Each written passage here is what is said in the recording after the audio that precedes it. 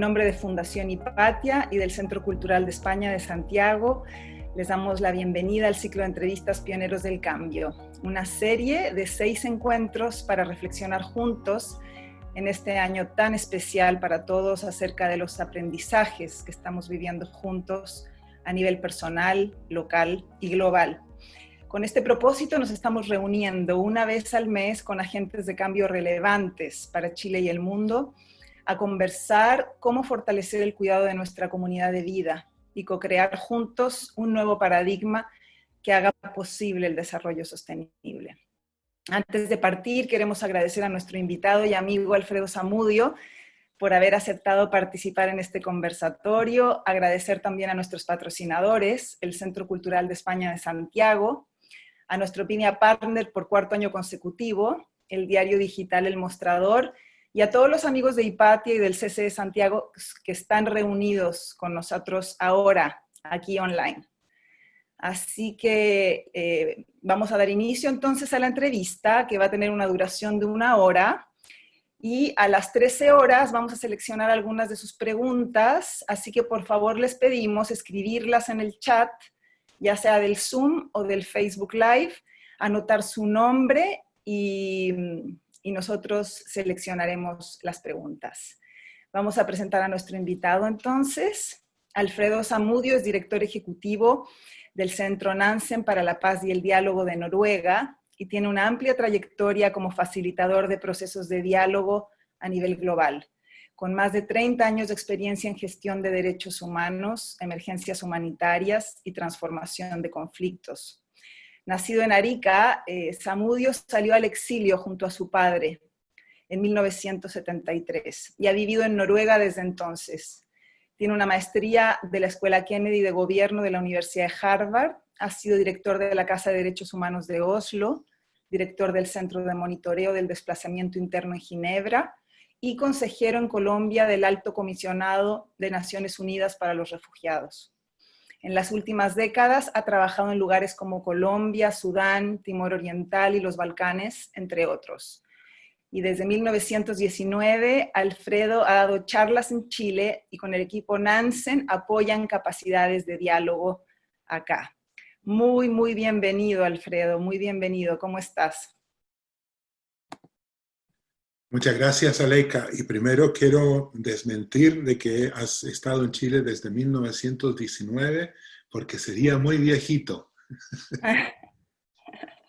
Mucho gusto estar contigo. Sí, no, del 2019.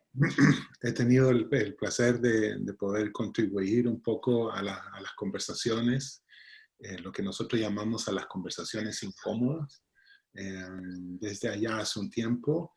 Y hemos podido ver que sí es posible. No es fácil, pero sí es posible. Así es, así es. Sabemos que estás haciendo un trabajo muy importante en distintos lugares del mundo. Alfredo, tú saliste muy joven, siendo solo un niño de Chile, como refugiado. ¿Nos pondrías, justamente mañana se conmemora el 11 de septiembre, la coincidencia, ¿no?, de que nuestra entrevista sea hoy día? ¿Nos podrías contar cómo fue esta experiencia, lo que viviste tras la detención de tu padre en el 73 y cómo fue para ti este episodio y esta salida de Chile? Gracias, Aleika. Contar la historia después de tanto tiempo no es fácil. El 12 de septiembre, el sábado, son justo 47 días desde el momento que yo vi que detenían a mi padre. Yo en ese momento tenía 12, iba a cumplir 13 años. Y lo detuvieron los carabineros, fue acusado por delitos, yo en realidad nunca he visto la sentencia. Y fue preso político por 3 años. Durante esos 3 años, por distintas razones, yo estuve solo desde los 12 hasta los casi 16, por distintos lugares de Santiago, dando vueltas, de distintos lugares de Chile. Y lo seguía él, de cárcel en cárcel. Primero estuvo en Arica, luego él estuvo en La Serena y luego en Santiago. Y yo fui acompañándolo a él hasta que 3 años después, en 1976, gracias a los auspicios de una organización que ahora se llama Organización Internacional de la Migración, pero que en esos momentos se llamaba CIME, y el embajador noruego, mi papá fue aceptado para salir a Noruega como exiliado. Se le conmutaba la pena de cárcel por el exilio. Y los gendarmes lo sacaron de Capuchinos, nos encontramos en el aeropuerto de Santiago, le sacaron las esposas, las cadenas de los pies, la cadena de la cintura. El embajador noruego le pone la mano debajo del brazo y le dice, y ahora asumo yo, le dice él a los gendarmes, y nos lleva hacia la rampa para subir al avión, que después de una larga vuelta a través de Brasil, Liberia, Suiza, Dinamarca, llegó a Oslo. Y ahí él y yo pudimos respirar tranquilos después de 2 días de viaje. Esa es la versión sin dolor de la historia. Pero que yo todavía me recuerde y me es difícil contener las emociones después de 47 años, cuenta un poquito lo que significa el trauma, el dolor en los pueblos. Y haber aprendido esto me ha sido muy útil en mi propia carrera profesional. Porque uno suele decir, pero ¿por qué sigues pensando en cosas que ya pasaron hace tanto tiempo? ¿Por qué no solamente te concentras en lo que es importante y te olvidas del pasado? Cuando a los pueblos en crisis les dicen eso, la gente que ha tenido esa experiencia literalmente tiene un dolor en las manos. ¿Y dónde lo pone? Si no hay que llevarlo a ningún lado. Lo pongo en el pasado, pero no sé dónde. ¿Dónde lo pongo? ¿Qué hago yo con todo esto? ¿Qué hago con la historia? ¿Y la historia existió o no existió? Porque a ti no te gusta escucharla. ¿Qué hago yo con todo esto? Y eso es una parte importante de haber tenido una experiencia personal, aunque yo era solo un niño y no me pasaron las cosas terribles que le pasaron a las personas desaparecidas o a los presos políticos, pero sí como niño tuve una experiencia. Y eso me ha servido muchísimo en mi encuentro con otras gentes, con otros dolores y en otros lugares. Claro que sí, claro que sí. Y ahora que lo cuentas, puedo sentir en el corazón ese dolor, ¿no? Mi padre también salió al exilio. En el caso de él, lo asiló la Embajada de México, donde yo viví 25 años de mi vida. Y cuando haces ese relato, es como sentir lo que él sintió, ¿no? Pero en el caso de él, de la mano del embajador de México, creo que es un buen momento para agradecer a los países hermanos que recibieron a tanta gente y cómo nos abrieron las puertas. Cuéntame un poco, ¿cómo es para un refugiado adaptarse a un país nuevo, amigos nuevos, relaciones nuevas, un idioma? En tu caso, un idioma completamente distinto y cultura no latina. ¿Cómo es ese proceso de estar lejos de tu familia, de tus raíces por tantos años? ¿Qué ocurre en tu corazón? Hay una especie de nostalgia, yo veía en mi padre también. ¿Cómo fue para ti?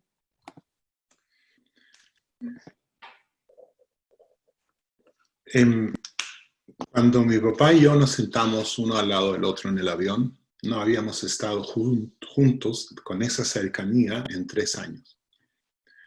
Y bueno, fue una aventura viajar, ¿no? En tratar de entender. Creo que teníamos $5 o $7, algo así, para todo el viaje. No sabíamos dónde íbamos. Habíamos escuchado que era Noruega, que quedaba al norte, pero no sabíamos nada más. Y no sabíamos quién nos iba a recibir. Y durante el viaje nos íbamos riendo de las cosas que íbamos viendo, ¿no? Y llegamos a Oslo y pensábamos, si no hay nadie que nos reciba en Noruega, ¿qué hacemos? Bueno, vamos a una iglesia, golpeamos la puerta, pensó mi papá. Entonces ya teníamos un plan, pero llegamos al aeropuerto, alguien dice, Samudio, sí, respondimos los dos, y nos lleva a un albergue. Y nos muestra un mapa, hace un apunte y dice, mañana a las 9 aquí. Y nos dejó descansar, y fuimos a una oficina, empezaron a hacer unas pequeñas fichas de cada uno de nosotros, y a mí me hablaron por separado. Me preguntaron, ¿qué quieres hacer? Ir a la escuela, estudiar. Yo no había estudiado durante mucho tiempo. Y encontraron un colegio que es una especie de colegio intermedio entre secundaria y universidad. Yo no había tenido secundaria, pero me encontraba lo suficientemente maduro como para hacerlo. Y era internado. Y ese internado habían 80 chicas y éramos 6 jóvenes hombres. Yo tenía 15 años. Uno tiene las prioridades claras cuando eres hombre y joven y con todas estas niñas bonitas noruegas. Entonces, yo me concentré primero en tratar de ser joven otra vez, o de tratar de dejar el trauma. Yo me concentré muchísimo en aprender noruego, en aprender el país, en entender. No iba a clases de noruego porque no habían en ese momento para extranjeros. Entonces yo aprendí el noruego así, por osmosis, pero lo aprendí rápido. Y recuperar ese tiempo perdido y aprender, tratar de entender y tratar de recuperar. Pero para contarte 2 cosas que son personales, yo dejé de tartamudear después de 2 semanas en Noruega. Yo tartamudeaba durante esos años en Chile, por la presión psicológica, el nerviosismo, el estar solo, todo eso. Y el tartamudear, y quien lo haga o lo haya hecho, sabe lo frustrante que es, lo invalidante que es no poder hablar. Tú sabes que puedes, pero no puedes. Pero después de 2 semanas en Noruega fue como que alguien me desenchufara el tartamudeo. Así, literalmente. Y yo entendí por qué, porque yo estaba tranquilo. Y eso de la nostalgia que tú dices es muy importante, porque mi papá y yo veníamos del mismo origen cultural, éramos la misma familia, pero nos desarrollamos en Noruega distinto. Mi papá saludaba a todos en español en la calle, hola, buenas tardes, y perfecto castellano y todo, hasta que alguien le contestó en castellano y se conectaron y le ofreció un trabajo para limpiar pisos, lavar pisos, después de como de 2 o 3 semanas de haber estado en Noruega. Entonces mi papá retomó eso de ser hombre, de poder ser tú autoindependiente, pero estaba siempre pensando en el retorno. Y ese es un fenómeno que siempre lo encuentras en los refugiados, que es como el síndrome de vivir con la maleta empacada, listo para irte. En el momento que mentalmente desempacas es que ya asumes que vas a estar ahí donde estás. Yo estaba sumamente desempacado a salir el avión y ya estaba ahí, porque era paz, porque era tranquilidad, porque era todo lo que no había tenido yo durante 3 años, que era un lugar tranquilo, de donde yo sabía qué me iba a pasar mañana.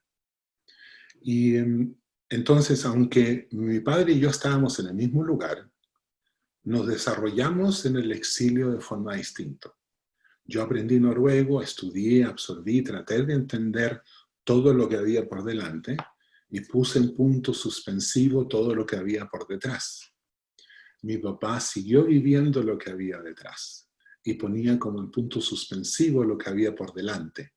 Era necesario vivir aquí, trabajar acá, tener una vida así como ciudadano normal, pero todo era temporal, era como mentalmente temporal. Entonces, eso es uno de los dilemas más comunes en el exilio. Así es, de todas maneras. Entonces corrijo, ¿no? Que la detención de tu padre fue en el 73 y ustedes salieron en el 76. Entonces te tocó vivir estos 3 años muy duros en Chile y después partir. Y claro, las generaciones más jóvenes tenemos una capacidad de adaptarnos a una nueva cultura mucho más fácil que las personas que han sido criadas y ya tienen 20 años, 30 años en su tierra madre, en su tierra raíz. Cuéntame cómo esta experiencia, Alfredo, fue la motivación para ti para tomar el camino de los derechos humanos, de las emergencias humanitarias. ¿En qué momento te das cuenta de que tú quieres dedicarte profesionalmente a esto?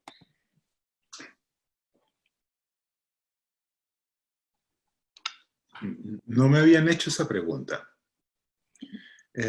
Yo me di cuenta de que algo no estaba bien en este paraíso donde todo estaba tranquilo.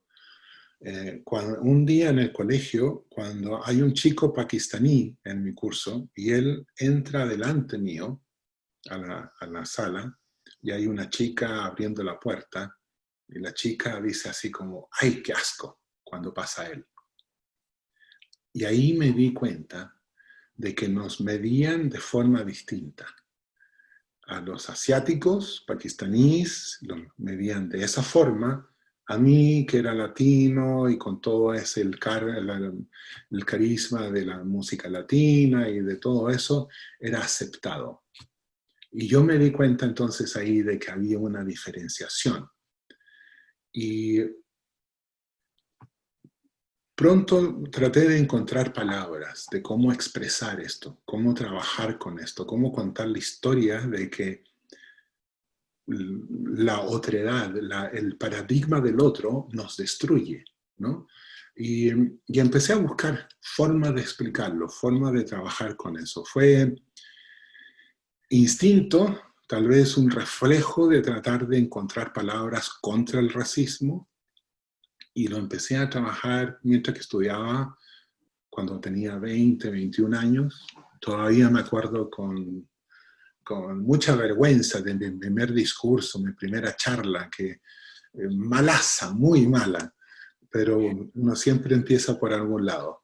Y desde ahí, es de ver eso, de que había también un problema aquí y tenía yo la necesidad de expresar algo. Así empezó. Y todavía sigo aprendiendo. Y todavía estás en Encontrar las ello. palabras.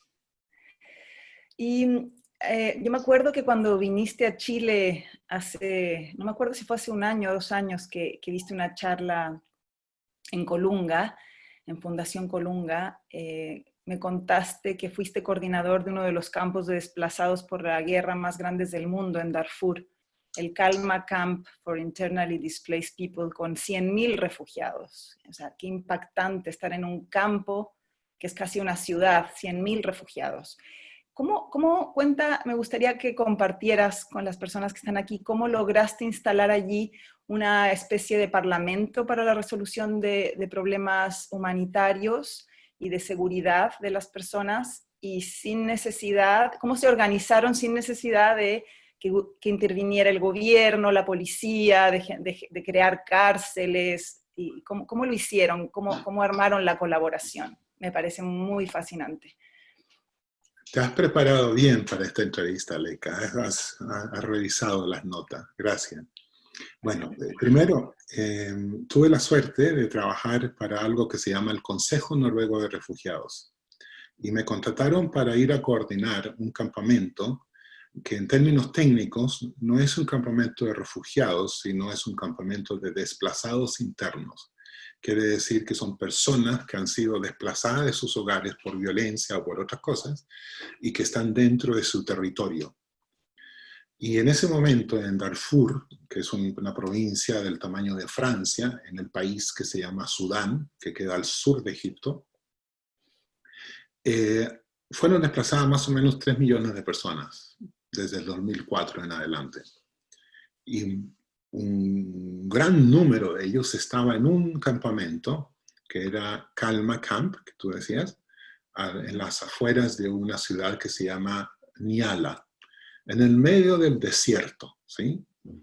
Y ese campamento había sido instalado el año anterior a yo llegar. Y mi colega, que había llegado antes, él hizo primero ese consejo. Lo que nosotros hicimos cuando nosotros llegamos es que incluimos a las mujeres.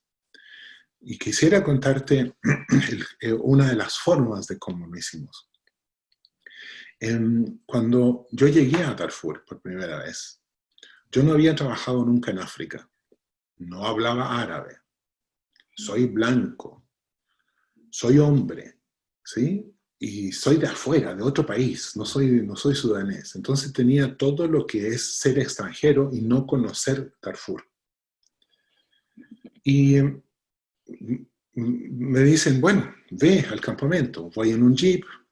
Por radio me llaman y me dicen, Alfredo, te han llamado de una clínica dentro del campamento que ha sido bloqueada por gente que está muy rabiosa, con mucha rabia, y quieren que tú, como el coordinador del campamento, que es una especie así de alcalde y maestro chasquilla, que como el coordinador del campamento vayas y soluciones.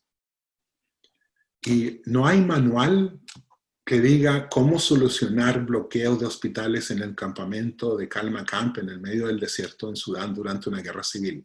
No hay manuales sobre eso. Entonces, yo pensé, ¿qué hago? Bueno, tengo que entender el campamento en el tiempo más corto posible, que voy a llegar al hospital. Le pido al chofer que vaya lento, no que vaya rápido al solucionar el problema. Le digo, baja la velocidad, abro la ventana y voy viendo el campamento, voy oliendo. Y veo una señora que está vendiendo unas cebollitas, unos tomatitos. Veo un señor que está planchando su ropa con una plancha de carbón, de esas antiguas que ya casi nadie conoce. Veo a alguien que está con una batería de auto, que está cargando celulares y la gente le paga unos centavos para cargarlo. Entonces yo vi que en medio de la desesperación hay dignidad. Hay algo que están tratando de sobrevivir. No es que estén sentados en el camino pidiendo comida. Están tratando de hacer algo. Y llegué al lugar y la gente, bueno, yo creo que eran unas 30, 40, 50 mujeres, no sé. Y cuando vieron el auto blanco empezaron a cantar y todo eso. Y yo me bajo y les juro de que yo no tenía idea qué iba a hacer. E improvisé. Entonces, abro la puerta del jeep y siento el calor del desierto del Sahara en la frente. Y ustedes se dan cuenta que tengo mucha frente. Y es caluroso, 40 grados a la sombra, tal vez, o más. Entonces, les hablo, me presento, Assalamu alaikum, ¿cómo estás? Mi nombre es Alfredo, yo soy de Chile, y ahí empiezo a usar un intérprete y les digo, miren, yo quiero escucharles, tengo mucho tiempo para escuchar. Allá hay un árbol bien grande. ¿Qué tal si nos vamos a sentar ahí? Porque aquí hace mucho calor y ven que me estoy quemando. ¿Qué creen? ¿Les parece? Vamos a sentarnos ahí. Entonces mi intérprete después me dice de que empezaron a hablar unas a ellas, entre otra, y dicen, sí, mejor vamos a sentarnos en el árbol, debajo del árbol, porque si no este blanco grandote se nos va a morir. Entonces ellas, de empatía conmigo, para contarme su rabia, vamos debajo del árbol y me cuentan la historia. Y lo que querían era trabajo. Estuvimos hablando como 3, 4 horas. Buscamos bebidas, tecito, y escuché la historia. Yo les dije, yo no tengo ninguna respuesta, no tengo trabajo, pero sí yo puedo ser el celular más grande del mundo. Ustedes me dan el mensaje, yo doy el mensaje y les traigo la respuesta. Si es buena o si es mala, pero les traigo el mensaje. Ok. Y ahí, en ese momento, yo inventé cómo hacer mi rol. 2 años estuve haciendo eso. Entonces, eso fue una relación de respeto, de no tener todo porque no eres experto en nada, pero sí de ayudar a escuchar y de a transmitir el mensaje. Y yo no era, les vuelvo a decir, no hablo árabe, no soy africano, no había estado nunca en África y no soy PhD en nada. No soy doctorado ni especialista en culturas, no. Pero lo que sí puedo es demostrar que me importa. Y eso ellas la captaron. Qué lindo lo que cuentas, Alfredo. Todo lo que has contado, muchas gracias. Y en relación a esto, recuerdo que tú en ese campamento, armaste un grupo de mujeres que facilitaron el proceso y hay varios estudios que dicen que cuando se incluye a las mujeres en los procesos de paz, se incrementa en un 35% o en un alto porcentaje la probabilidad de un acuerdo duradero. Incluso algunas personas dicen que los acuerdos pueden durar 10 años o 15 años más. ¿A qué crees que se debe esto? Para responderte te tengo que contar la historia que empezaste. Ok. Ese consejo, que era el Consejo de Jeques, que eran 650 jeques, que habían elegido 180, que habían elegido 8, y esos 8 se encontraban con nosotros en la teoría, solo 8, cada martes a las 10 de la mañana para hablar de cosas del campamento. Era como el consejo municipal. Pero no llegaban nunca 8, llegaban 100 hombres y con turbantes y todo lo demás. Entonces nosotros construimos una sombra grande para poder sentarnos al sol, contratamos a 2 o 3 personas que hacían té con mucha azúcar, o azúcar con té, es más apropiado decir, y podíamos conversar. Entonces yo siempre hacía, ¿de qué quieren hablar ustedes hoy? ¿Cuál es la agenda? Y ellos me daban la agenda. Agua, sanidad, escuela, seguridad, todo. Y la última pregunta que siempre le hacía, ¿y quién va a dirigir la reunión? Tú, me decía. Entonces yo les decía, y es que se convertía en una ceremonia, y algún día lo van a hacer ustedes. Lo próximo que yo hacía era decir, Imam, el jefe de oración, ¿nos puedes tú ayudar con la oración antes de la reunión? Y se paraba, hacía una oración y empezábamos la reunión. Y la reunión era entre un partido de fútbol chileno con una reunión de partido político, así de animado, ¿sí? Y hablamos de todo, pero era solo entre hombres. Y la mitad, más de la mitad del campamento eran mujeres. Entonces mi equipo y las otras organizaciones en el campamento, que eran muchas Naciones Unidas y otras organizaciones grandes, decían, tenemos que tener mujeres en ese consejo. Entonces, ¿cómo hacerlo en un lugar donde un hombre se puede casar con 4 mujeres? ¿No? Donde la mujer, el valor político de una mujer es poco en la vista de una cultura machista. Entonces pensamos y hicimos un juego de rol, ensayamos en nuestra oficina, es en esta idea, la otra idea, hasta que encontramos algo que podría funcionar. Entonces, vamos a la reunión, hacemos todo lo que acaba de decir, y les dije, y además quiero hablar con ustedes sobre la temporada de lluvia que ya viene.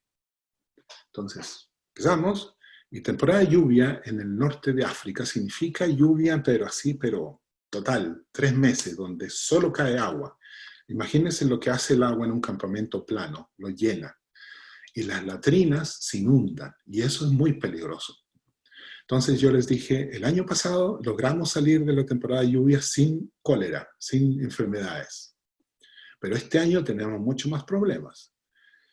¿Qué tal si para cuando conversemos y empecemos a prepararnos sobre asuntos del cólera, incluyamos a las mujeres en este foro para que ellas escuchen y nos den su opinión? Pero para eso ustedes tienen que hacer elecciones y no pueden elegir a su esposa ni a sus hijas. Tienen que haber elecciones en el distrito donde ustedes viven. Claro, claro, claro. Entonces yo le dije, si ustedes piensen, yo me voy afuera, ustedes dicen que sí o dicen que no. Me fui, iba saliendo y el jeque mayor se para, Sheikh Ali, y me dice, mira a su pueblo y dice, no es necesario que el hermano blanco grandote se vaya, así me llamaban, Hawaya Katir. No es necesario que el blanco grandote se vaya, porque él tiene una buena idea, ¿no es cierto? Y se da vuelta y todos aplauden por aclamación. Y ahí yo sabía lo que habíamos hecho. Habíamos hecho un cuoteo radical de paridad total, 50%, por aclamación. Yo estaba saltando adentro de mí, pero tenía que ser todo diplomático. Pero entonces ahí había que preparar a las mujeres para que estuvieran al mismo nivel político que estos hombres. Nos demoramos 3, 4 meses. Hace como 5 meses atrás, yo les pregunté a la gente que todavía sigue en ese campamento, ¿qué ha pasado con el consejo de Jecas? Jecas, ¿no? Sheikas. No solamente hablan sobre sanidad y agua, ahora ellas tienen también injerencia en educación, seguridad, comida, todo. Toda la agenda de coordinación, ellas tienen voz y voto. Qué Entonces, maravilla. es posible, pero se requiere de no solo capacidad, no solo conocimiento, pero también voluntad política. Y estos hombres que tenían 4 esposas, tuvieron la voluntad política para dar el espacio, ceder 50% y decirles a las mujeres, necesitamos su opinión. Entonces, lo que tú dices, esa paz o esa no paz, porque todavía estas personas siguen desplazadas, pero yo estoy seguro que su desplazamiento es mucho mejor porque ellas también deciden sobre los pocos recursos que tienen. Claro que sí. Y ahí está la prueba de que como de un día para otro se pueden romper paradigmas que creemos que son inamovibles, ¿no? Simplemente proponiéndolo, innovando.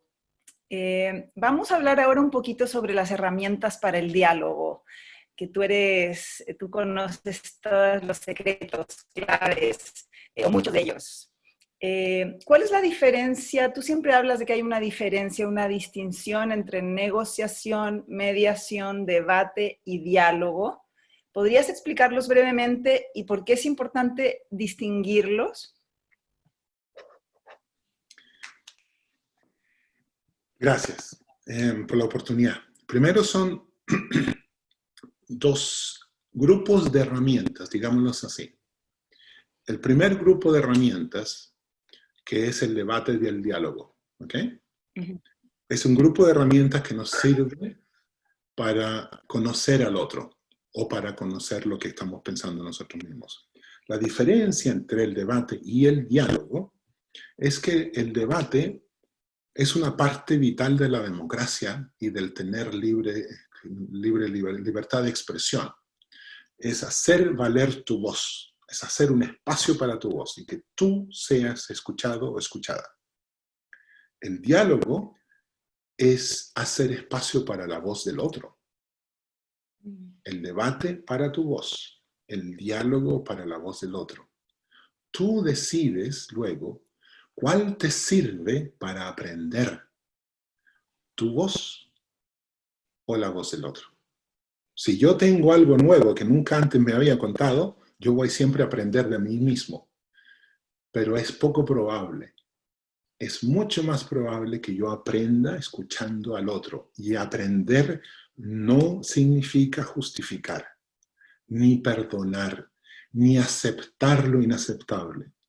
Si yo leo un libro terrible como Mi lucha de Hitler, no es porque yo sea nazista, sino porque yo tengo que entender cómo un libro mediocre logró convencer a tanta gente para hacer tantas cosas terribles. Entonces, aprender sobre el nazismo, entender al nazista, no es justificarlo, es tratar de prevenir que suceda otra vez. Y eso es entender, eso es escuchar al otro, que algunas veces es bastante incómodo. Duele hasta el alma, pero si tú escuchas, te puedes dar cuenta cómo se equivocó, dónde se equivocó qué pueden hacer para reparar eso y tal vez cómo prevenirlo. Entonces, la diferencia entre el debate y el diálogo es que el debate es más unilateral. El diálogo es escuchar al otro. ¿Ok? Ese es ese grupo de herramientas.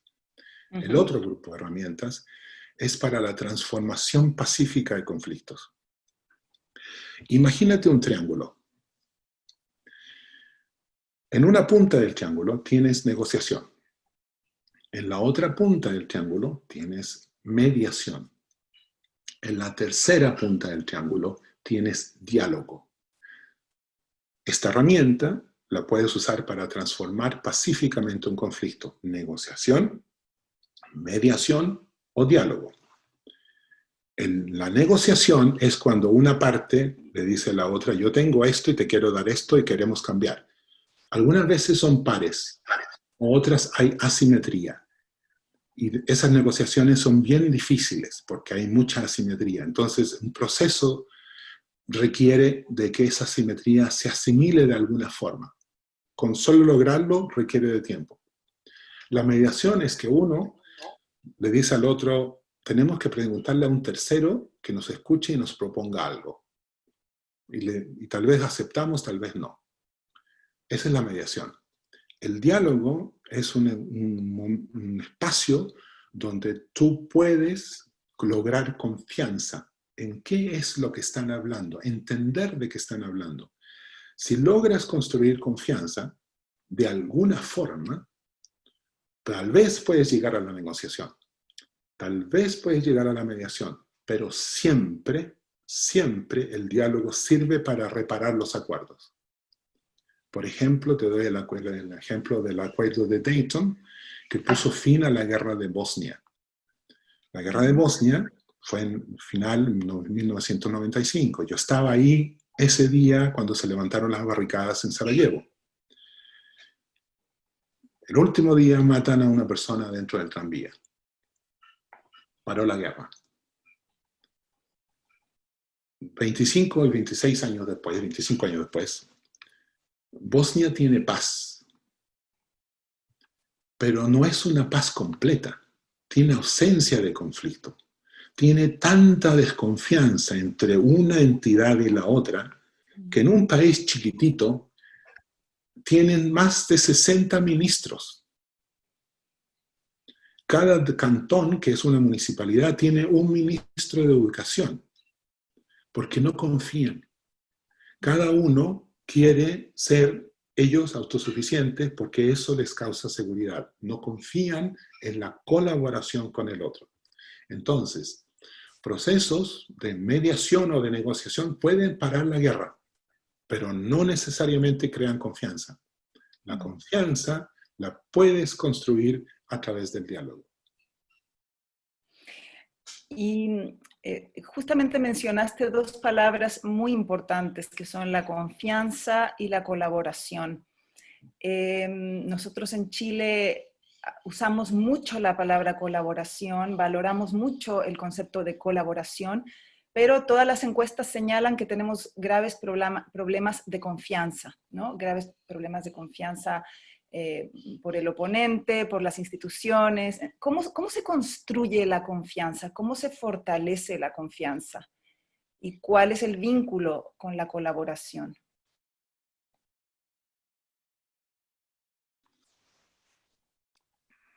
¿Cuánto tiempo tienes para conversar sobre todo esto? Tenemos 15 minutos más, por eso que integré estas dos preguntas y avancé un poco en las temáticas. Tenemos 15, 20 minutos más y después vamos a las preguntas. Así que hay que hacerlo sintético. La gente que me conoce dice, Alfredo, no puede ser sintético, habla tan lento. Pero es muy importante hablar lento, muy delicioso de escucharlo en todo caso. Mira, lo que nuestros colegas en el Centro Nansen para la Paz y el Diálogo en Noruega, después de 25 años de trabajo con grupos muy difíciles, ellos me enseñaron que una de las cosas que se dieron cuenta es que estos procesos toman tiempo. Y eso es muy difícil de entender o de asumir para alguien que quiere soluciones. Ya, por favor, danos la receta, el 1, 2, 3. ¿Y dónde está el kit para hacer la paz? Yo empecé contando la historia mía.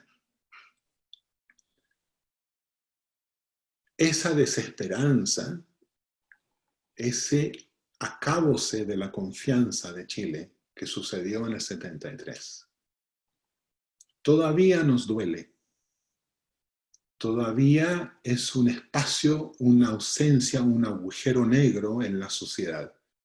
Porque es difícil de hablar qué fue lo que nos llevó ahí, qué pasó ahí y qué pasó después. Y han pasado muchos, muchos años. Ahora, cuando uno entra en ese territorio, uno tiene primero que ver de cuál crisis estamos hablando. Estamos hablando, por ejemplo, hoy día antes de entrar a esta conversación estaban colegas míos en Colombia enviándome unos informes de lo que sucedió anoche en Bogotá. Terrible. 250 heridos a bala. Algo sucedió en Bogotá anoche que es terrible. Cuando uno habla sobre la situación en Colombia, ¿de cuál crisis vas a hablar? ¿Es de la crisis del 48? ¿O la creación de las FARC en el 63? ¿La llegada de los narcos en los 80? ¿De los paras en los 90? ¿O la masacre de anoche? ¿De cuál crisis? Entonces, eso requiere de tiempo. No es fácil, porque algunas de esas historias van a ser rechazadas, van a decir, no, es que eso no sucedió, no pasó, fue justo lo que pasó. Entonces tiene mucho valor, mucho dolor y toma tiempo. Entonces, escuchar lo incómodo, tener un diálogo, requiere de tiempo. Piénsalo como una ecuación, una ecuación de álgebra. Diálogo sobre tiempo. ¿Ok? Si sucede eso, cuando las gentes han hablado lo suficiente, tal vez van a decir, mira, esto fue lo que me pasó a mí. Quiero escucharte a ti. ¿Qué te pasó? Si sucede eso, yo cuento mi historia, te escucho a ti, vamos a crear un poco de confianza. Porque yo te voy a entender un poquito. Voy a verte como ser humano. Entonces, si tú tienes un diálogo sobre lo que es, los hechos, logras entender los sentimientos, tal vez pueden ellos lograr llegar a la colaboración, donde en la colaboración transforman las necesidades. Entonces, piensa tú en la ecuación. Diálogo sobre tiempo puede crear confianza sobre tiempo y puede crear colaboración sobre tiempo. Y un símbolo de igual puede crear soluciones sostenibles. Pero todo requiere de tiempo. Diálogo, confianza, colaboración puede servir para soluciones sostenibles. ¿Y por qué? Esto no se trata de así. Hay mucha gente que dice, pero esto me suena así como muy filosófico, muy poco práctico. Yo les conté la historia de Darfur. No era nada de filosofía, era muy práctico. Abrir un hospital que estaba cerrado por una demostración.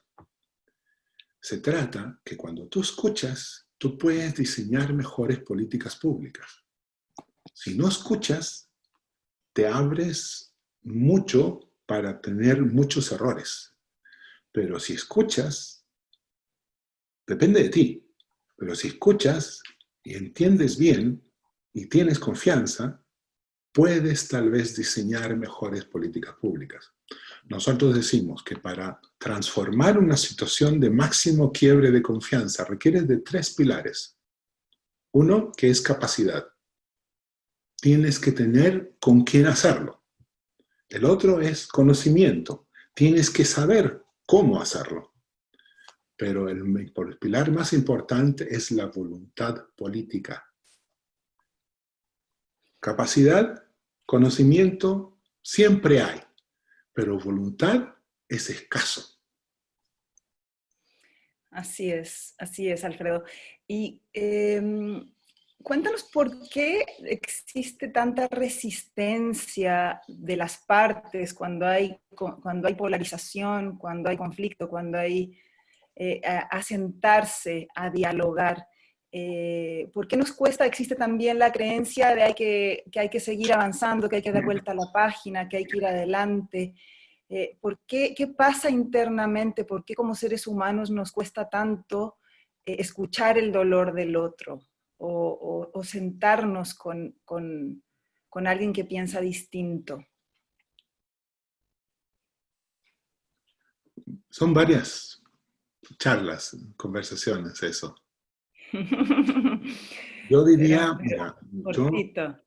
primero, yo no tengo ninguna respuesta a esto, pero sí te puedo decir de que mi impresión, después de haber escuchado, yo creo, miles de personas en conflicto, es que cuando ha habido un conflicto, un quiebre de confianza, y sucede algo, hay rabia. Y hay rabia por lo que pasó y miedo a que pase otra vez. Mezcla eso, rabia y miedo, y eso dura mucho tiempo. Es como que no tiene fecha de vencimiento si no hablas sobre lo que pasó. Le pones fecha de vencimiento a la memoria de la rabia si hablas sobre la rabia. Ok, y en ese sentido, ¿cómo tenemos que obviamente hacer un trabajo interno personal para manejar nuestra propia rabia o nuestra propia ira o nuestro propio miedo para poder quizá relacionarnos con el del otro? ¿Cómo se maneja, cómo se hace cuando te ha tocado estar en diálogos con personas que caen en la ira o que se quieren levantar de una mesa de diálogo, se quieren retirar? ¿Cómo haces para diluir esa ira? ¿Cuál sería el trabajo? ¿Es un trabajo más personal, individual, o es algo que es en relación al otro, a tener compasión? ¿Cómo lo ves? Gracias por la pregunta, porque mi respuesta, yo hice un revisado rápido así, ¿qué cosas he hecho? Y no creo haber hecho o haber dicho nunca, cálmense. O haber dicho, por favor, shh, cállense. No. Si uno entra y tratas de crear un espacio para el diálogo, primero tienes que crear las reglas de la conversación. ¿Cómo quieren hablar? ¿Qué es lo que, cómo queremos respetar, escuchar? Ellos mismos dicen cómo. Entonces lo pones ahí. Y empiezan a salir las cosas. Y hay que darle espacio. Porque en el momento que dicen, no, no, no, no, aquí no vamos a hablar de las cosas incómodas. Ahí murió el diálogo. Tienes que darle espacio. Ahora, uno como facilitador también se conmueve y tiene que expresar eso que sucede. Es decir, gracias por contar, por usar este espacio para contarnos. Te podría yo hacer otra pregunta. Uno demuestra que escuchas y empiezas a conversar y entras en ese dolor.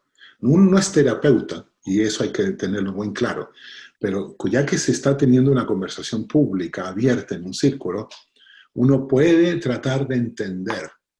Y yo puedo decir que siempre, a menos que existan amenazas o armas en la mesa, siempre la persona que tiene rabia y que se toma el tiempo de venir a contártela, quiere que tú le preguntes. Que le preguntes algo más, que te importe y que no le digas, no, es que te equivocas. Hay que dar espacio ahí. Perfecto. Y otro tema que es muy importante, cuando tú hablas de profundizar en la escucha, ¿qué exactamente es lo que tenemos, la escucha, qué es todo lo que abarca, qué es lo que tenemos que observar del otro, sentir? escuchar? Qué es todo lo que para ti es la escucha? ¿Qué es lo que tenemos que como afinar para profundizar en nuestra escucha? Que es un tema tan difícil, ¿no es cierto? Es un desafío de toda una vida.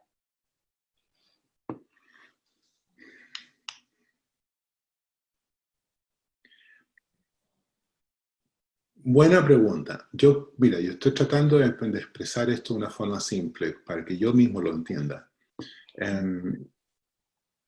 Yo creo que una persona que escucha bien es como un espejo.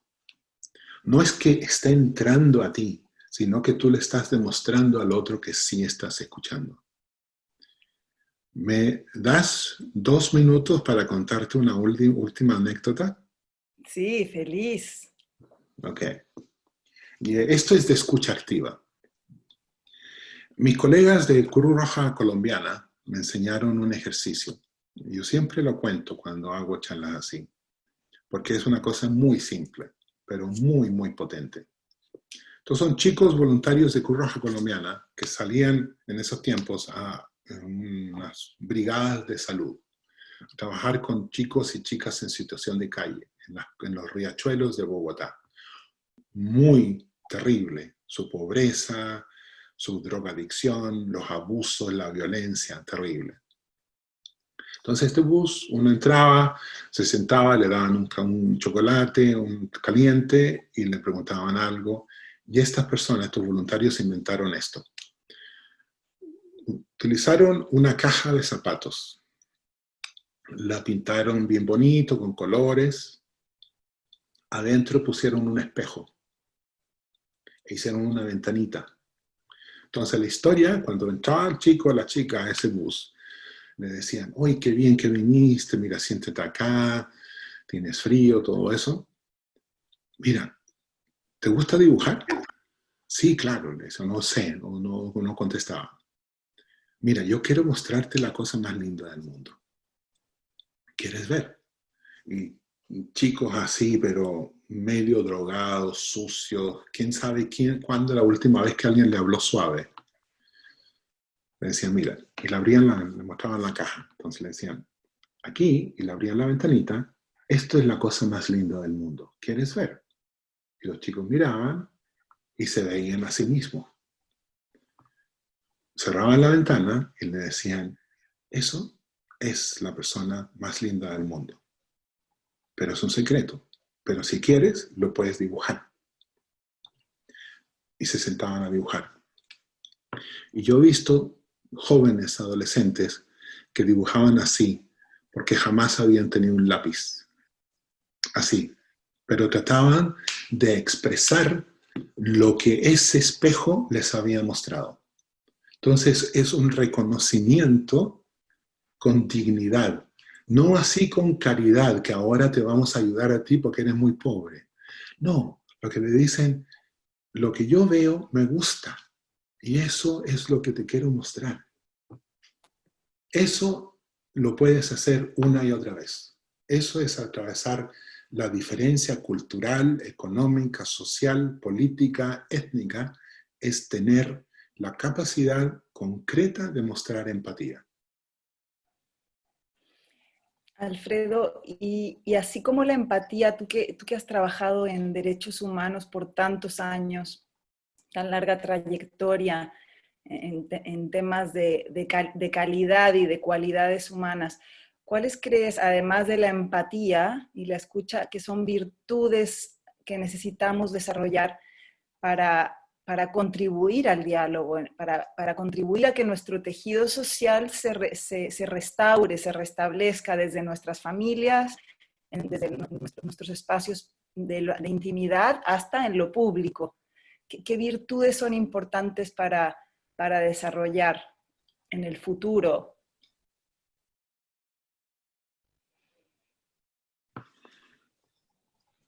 Mira, no creo que tengamos que desarrollar, pero sí darle más espacio.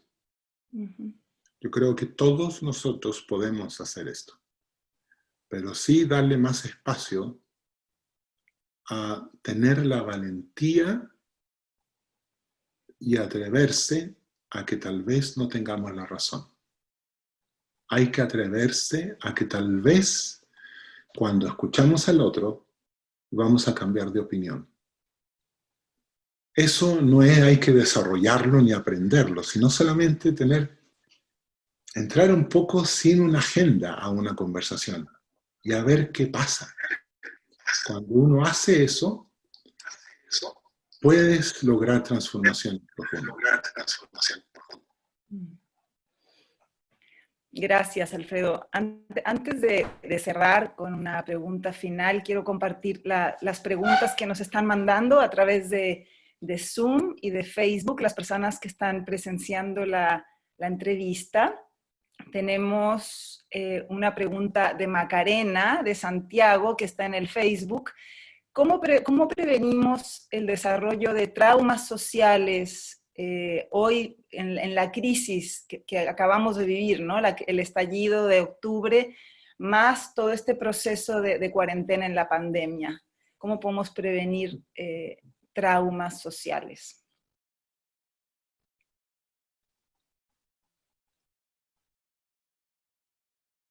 Tienes tu micrófono silenciado, Alfredo. Estoy pensando.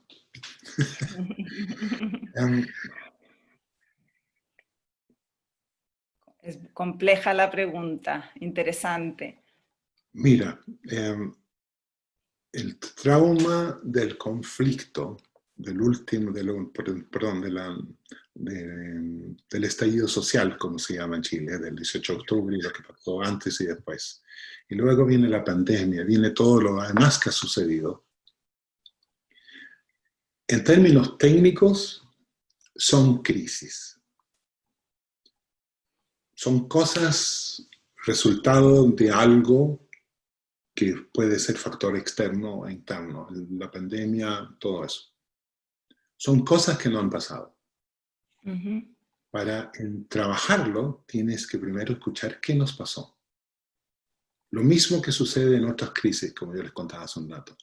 Para prevenir los traumas, para mitigar el dolor, para responder a las necesidades, tienes que escuchar. Y crear un espacio de escucha, crear un espacio de conversación, que no es lo mismo que negociación, que no es lo mismo que mediación, es escuchar.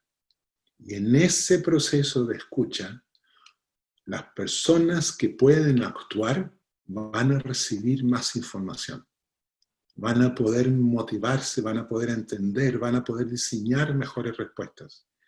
Pero ese proceso de escucha puede ser tal vez lento o rápido, pero eso yo diría que es como el primer paso.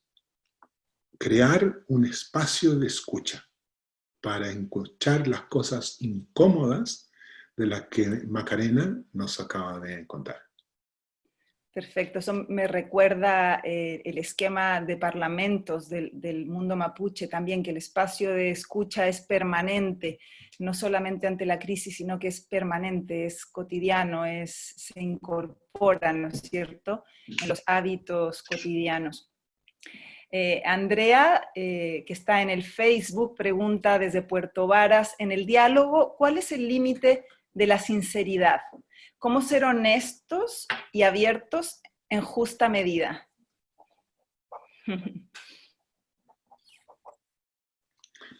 Gracias, Andrea, de Puerto Varas. Mira, cuando nosotros hacemos talleres de diálogos, siempre le damos una recomendación así con una sonrisa, medio en broma, medio en serio a todos.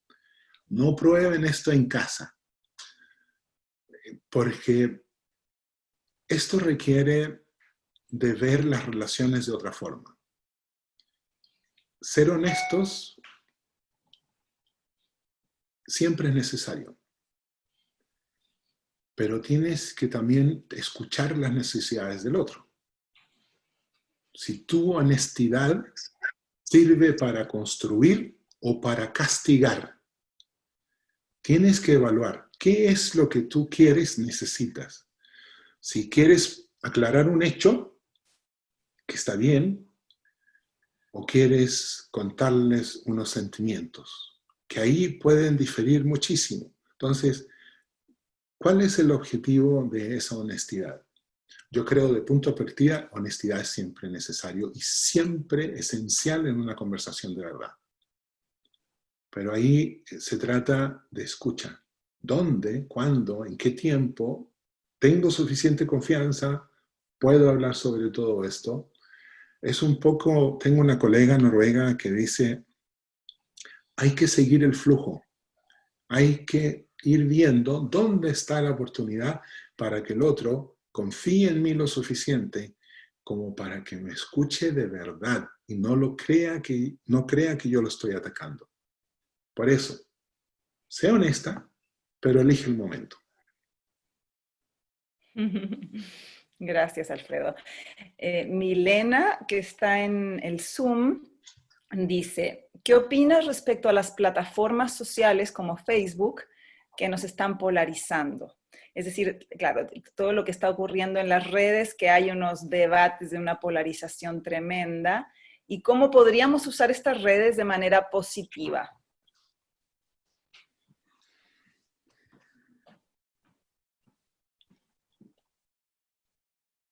Como todo medio de comunicación, Facebook, Twitter, Instagram y todo lo demás pueden ser utilizados de alguna otra forma.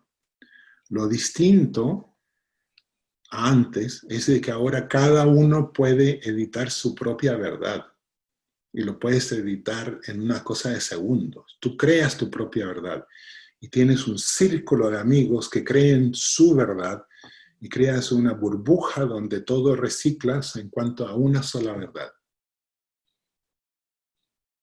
Yo creo de que una forma de actuar sobre eso es de que uno en la burbuja que uno está, tienes que tratar de romper la burbuja. Tienes que asociarte o decir en contra lo que tu burbuja está diciendo, si es que es necesario decirlo. Yo trato de nunca publicar nada que yo mismo no haya hecho un chequeo si es verídico o no, o de imágenes. Toma tiempo, por eso no tengo tiempo de publicar mucho en mis medios sociales, pero trato de ser responsable yo sobre cómo yo soy un miembro de esa burbuja. Todos nosotros que podemos editar nuestra propia realidad, también podemos actuar dentro de nuestras burbujas en forma clara, consciente, y tratar de que esa burbuja tal vez sea más grande, que se expanda, que podamos abrirlo y que no solamente reciclemos la misma verdad, las mismas fotos, las mismas aseveraciones, que solamente lo único que hacen es de que quitan la confianza. Cuando la confianza no está, como dicen en Chile, estamos fregados. Porque conseguir confianza es como ir a la cima de la Aconcagua. Así de difícil y así de duro. Pero gastarla en un ratito. Y todos aquellos que hemos tenido penas de amores y todo eso sabemos que la confianza se va así. Entonces, los medios sociales somos todos responsables y somos todos responsables de tratar de construir confianza en nuestros propios círculos. Eso sería mi invitación. Perfecto, perfecto. Tenemos otra pregunta de Mauricio Stillman, que está en Facebook, que dice, la voluntad política, tú mencionaste la voluntad política, no sé si la mencionamos, supone abrirse a perder poder, a compartir cuotas de poder. ¿Es esto posible sin una crisis? Es interesante lo de ceder poder, ¿no? Yo no voy a entrar en muchas definiciones políticas porque yo no soy político, ¿sí? Pero solamente dentro del punto de vista de qué es necesario. Voluntad política puede ser voluntad de quienes proponen soluciones. El mundo político es un mundo que organiza sus ideas, sus pensamientos y propone una solución, propone una idea.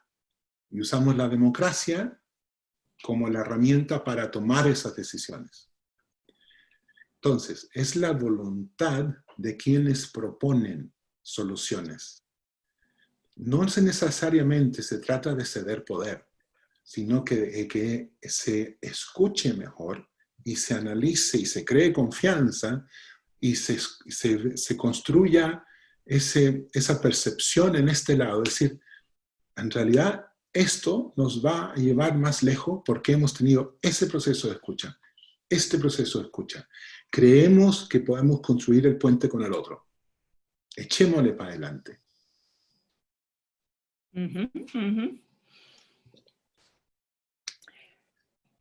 Macarena, también que está en Zoom, pregunta, ¿cómo podemos ayudarnos los chilenos a recordar que los seres humanos somos dignos siempre, que la dignidad no puede perderse?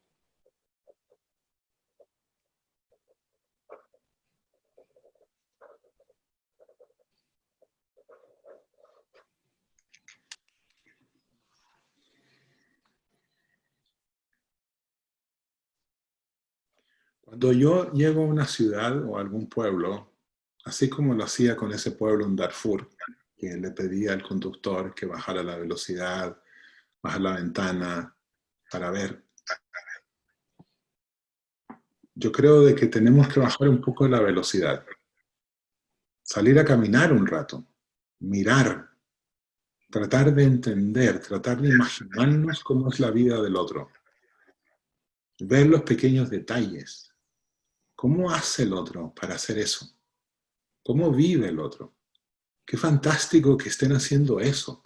Es un poco de bajar la velocidad, de tratar de ver y de alegrarse del cómo el otro vive en la vida. Eso quiere decir también que tú dejas un poco el miedo y la rapidez de lado. Cuando empiezas a ver al otro que no tiene que ver con conflicto, ni con negociación, ni con mediación, nada. Solamente verlo como ser humano en la calle, ves esos pequeños detalles, ves las arrugas de la gente. Es un mapa de la vida. Ahí tú empiezas a querer a la gente. Y eso es la construcción de la dignidad. Porque tú no vas a tratar de destruir a alguien que tú has visto. Cuando tú empiezas a ver al otro, lo empiezas a tener en tu memoria. Ahí está la construcción de la dignidad. Qué interesante lo que dices, Alfredo, porque para apreciar al otro, para ver al otro, necesitamos tiempo, necesitamos detenernos. Y hay una relación entre este tiempo de pausa para apreciar al otro y una pregunta que nos hace Francisco Mena que dice, y que la entiendo porque dice, ¿hay alguna manera de acelerar el diálogo porque el deterioro ambiental y social es tan rápido? Entonces, ¿cómo relacionarías tú este tempo o este tiempo lento que necesitamos con este avanzar más rápido hacia la paz o hacia el entendimiento mutuo? Gracias por la pregunta. ¿Quién lo hizo? Francisco Mena. Francisco, gracias por la pregunta. Mira, yo creo que a ambos lados de la brecha, de la grieta, de cualquier cosa que sea lo que nos divide, hay gente que quiere una vida mejor. A ambos lados. ¿Cómo los encuentras? ¿Y qué construyes con eso? Usualmente, cuando empiezan las conversaciones entre pueblos o gentes divididas, van a tener mucha rabia, van a identificar el problema más serio, van a querer irse por el problema más grande que tienen. Pero ahí hay un colega mío, un señor noruego que se llama Inge Eidsvåg, que escribió un artículo que se llama 13 pasos para el buen diálogo. Y en el paso número 4, este señor noruego, que se llama Inge, él dice, y yo lo traduje al castellano chileno, ¿sí? Así que si hay gente de otros países de América Latina, lo que voy a decir lo voy a explicar. Él dice, hay que cruzar la Pirca por el lugar más bajo. y Pirika, que quiere decir muro de piedra en Aymara. Hay que cruzar la Pirika en su lugar más bajo. Tienes que encontrar cuál es la transformación más posible, a poco tiempo, con menos gasto, con menos riesgo. Te encuentras con el otro, logras una transformación chiquita y dicen, ok, esto no resultó. ¿Qué más? Y te vas por un poquito más alto. Y un poquito más alto. Y si no resulta, vuelvan a intentar. Porque no se han caído desde lo más alto y no les ha dolido nada. Solamente han tenido que hacer ajustes. Entonces, hay que identificar y pensar qué es lo que piensa el otro, qué es lo que es más viable a corto plazo. Y encontrar esa transformación. Trabajarla, adaptarse, lo logran y hacen otra más. Eso suena simplista, pero cuando los ánimos están caldeados, es muy difícil incluso hacer las cositas chicas. Así es, de todas maneras. Te voy a leer un par de comentarios lindos de Ingrid, que dice: gracias por permitirnos descubrir el sentido profundo del diálogo como una forma de escuchar y entender desde dónde habla cada uno, desde qué dolor, desde qué experiencia, y abrirse cada uno a aprender de ello. Gracias por tu lindo comentario, Ingrid. Dice Rosa Elena Celedón, eso lo decía Víctor Jara, la patria es el otro. Qué lindo que traigas a Víctor Jara aquí, Rosa Elena. También nos preguntan unas personas si si has escrito algún libro con todas tus experiencias, Alfredo. ¿O piensas hacerlo? Lamentablemente no. Cuando me jubile, cuando tenga 90 años, lo voy a escribir. Perfecto. Esta pregunta está muy linda también, de Jaime Riesco, que pregunta: ¿cómo te imaginarías la construcción de un país más integrado, inclusivo y hermanable? Gracias, Jaime, por esa buena pregunta. ¿Cuánto tiempo nos queda, Aleca? Tenemos 15 minutos. Okay. Así Mira, que con esta pregunta y otra más y cerramos. Ok. Lo que Jaime pregunta me inspira a contar algo sobre el tejido social. Siempre hablamos de que el tejido social es débil, bla, bla, pero en realidad nunca entramos en profundidad qué es y cómo lo mejoramos. Y en mi trabajo anterior y ahora también en el Centro Nansen, he ido desarrollando esta idea. Desde que nacemos, cada vida del ser humano es un hilo que va avanzando en el tiempo. Es un hilo. ¿Ok? Una vida con otra vida. Pero ese hilo es solo hilo si no tiene nudos de conexión con la vida de otros. Si tienes puntos de conexión frecuentes y equitativos con la vida de otros, construyes algo fuerte, algo que se llama en términos de desastres una sociedad resiliente, porque como tienen puntos de encuentro frecuentes, equitativos, cualitativamente buenos, esas vidas se ven como dignas, se ven como iguales, se ven como participativas, se ven, aunque tengan puntos de vista económico, político, étnico, todo lo demás, distintos, tienen esos puntos de encuentro. Eso hace que se enfrentan a los riesgos de ahora y a los del futuro de una mejor forma. Reducen la posibilidad de que un riesgo futuro se convierta en un desastre. Entonces, Jaime, yo diría que para construcción de un país más integrado, inclusivo y hermanable, como tú preguntas, hay que crear o fomentar esos puntos de encuentro equitativos. No podemos ser fuertes y resilientes si somos vidas separadas, donde nunca nos encontramos excepto tal vez en que alguien trabaja para alguien. Si tenemos ese tipo de sociedad segregada, somos potencialmente muy frágiles a los riesgos de ahora y a los del futuro. Cuando tú dices, Alfredo, equitativos, ¿a qué te refieres exactamente? ¿Cómo serían estas condiciones de encuentro equitativo?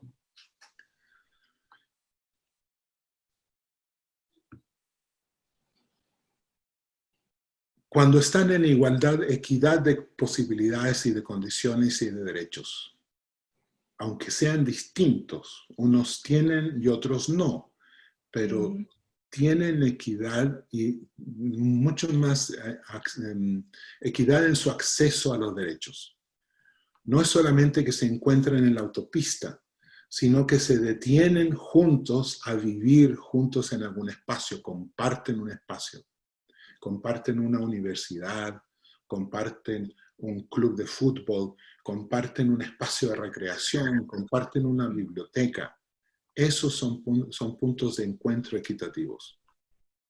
Perfecto. Espacios en común en donde tenemos los mismos derechos y oportunidades. Bueno, entonces ya para cerrar, te queremos hacer una última pregunta en base a tu larga trayectoria como facilitador de procesos de diálogo y transformación de conflictos. ¿Cuáles son las grandes joyas o hallazgos que tú has hecho sobre lo que nos une? ¿Podrías compartir con nosotros un mensaje final sobre esto, sobre la importancia de poner el corazón en lo que nos une?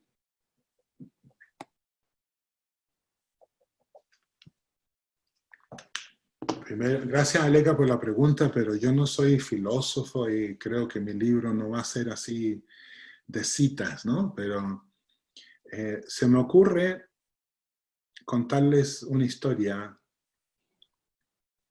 de alguien que yo conocí en Darfur, en Sudán, una señora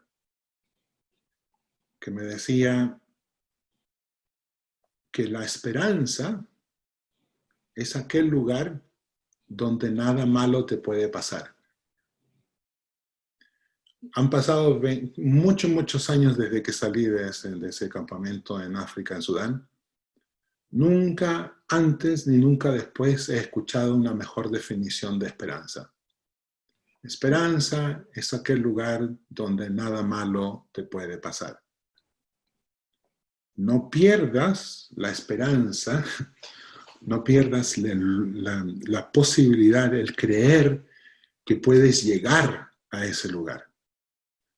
¿Cómo llegas? ¿Llegas solo? Poco probable.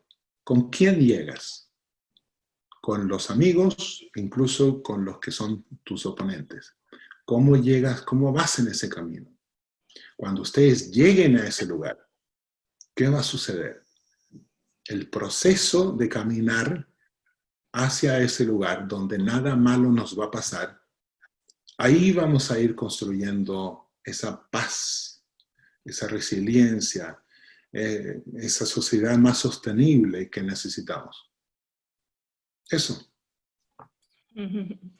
Muchas gracias, Alfredo, en nombre del Centro Cultural de España, de Fundación Hipatia, de todo el equipo y todas las personas que nos han estado haciendo muchos comentarios sobre agradecimientos, sobre la conversación, sobre escucharte, aunque tú digas que no eres un filósofo, finalmente en la práctica y en la acción eres un filósofo activo. Así que nosotros sí te consideramos un agente de cambio muy relevante, muy inspirador para nuestra comunidad y estamos muy agradecidas de estas palabras que han sido muy útiles, muy prácticas, muy profundas, muy bellas. También agradecerte por compartir cosas tan íntimas, tan delicadas con nosotros. Y esperamos tenerte mucho tiempo en Chile, te necesitamos mucho, te deseamos toda la salud, la abundancia, la belleza, todo este año y para toda una vida. Y muchísimas gracias. También compartir con los que nos están viendo que nuestra próxima entrevista, que va a ser en octubre, el jueves 8 de octubre, vamos a tener a 3 mujeres mapuches preciosas, a María Buenuñir, que es poeta, Elisa Loncón, que es lingüista, y Onésima Lienqueo, que es educadora. Vamos a tener a 3 mujeres preciosas para hablar sobre la filosofía de la mujer mapuche.